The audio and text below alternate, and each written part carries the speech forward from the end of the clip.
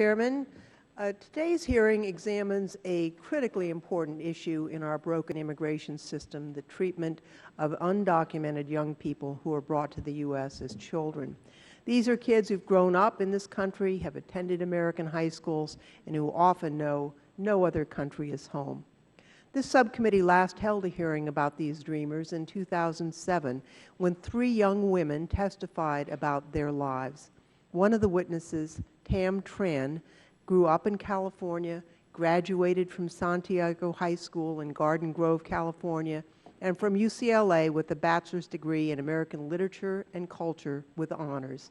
Tam was in the PhD program in American Civilization at Brown University and was continuing to serve as a leading voice in support of the DREAM Act when she and a close friend, another dreamer, died in a car crash on May 15, 2010. I wanted to recognize Tam as we begin this hearing because I'm mindful of what Martin Luther King Jr. referred to as the fierce urgency of now.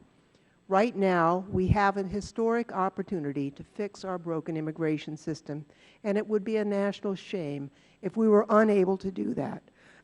One part of that fix, an important and compelling part of that fix, is to ensure that dreamers have an opportunity to become just as American on paper as they already are in their hearts. I believe that there is a strong bipartisan support for that principle, and I'm encouraged by some of what I've heard on this issue from Republican members, including those in leadership over the past few months. In some ways, this is not new.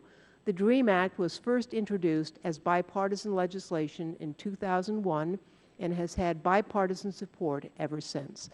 But the breadth of support in Congress is promising, and I'm extremely pleased that this breadth of support will be reflected by the witnesses who will be testifying today. But as encouraged as I am by the focus of our hearing today, I must also say that I have concerns about some of what I've read in the press leading up to this hearing. I understand the Majority Leader Cantor and Chairman Goodlatte are working on a legislative proposal that is rumored to be called the KIDS Act. Now, their desire to become champions for this issue is a positive development and is in many ways a testament to the hard work that dreamers themselves have done to build a coalition by telling their stories and advocating for change. But like the immigration bills that this committee marked up in June, we've not yet seen the language of the KIDS Act, and we have not been asked to contribute to the effort. While I'm looking forward to reviewing the KIDS Act when its authors are prepared to share it, I note that this is a sharp departure from the history of the DREAM Act, legislation that was always drafted and introduced with bipartisan support.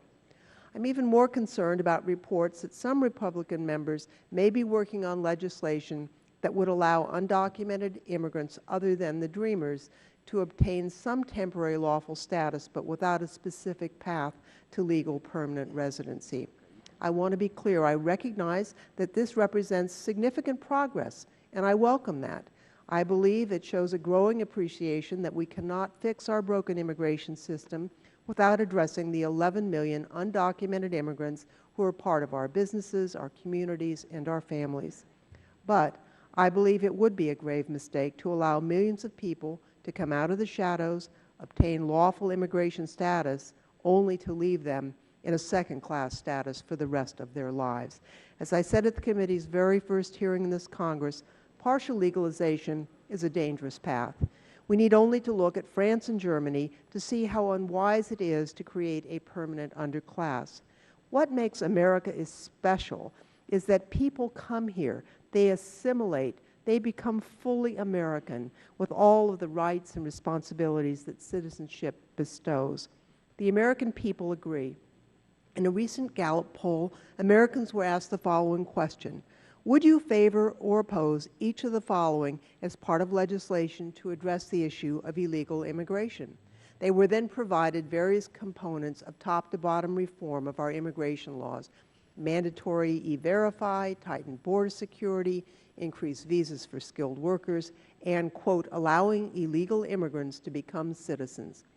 In the context of a broader fix to our broken immigration system, 88% said they favored a path to earn citizenship for the undocumented. support was overwhelmingly strong across all ideological and ethnic groups.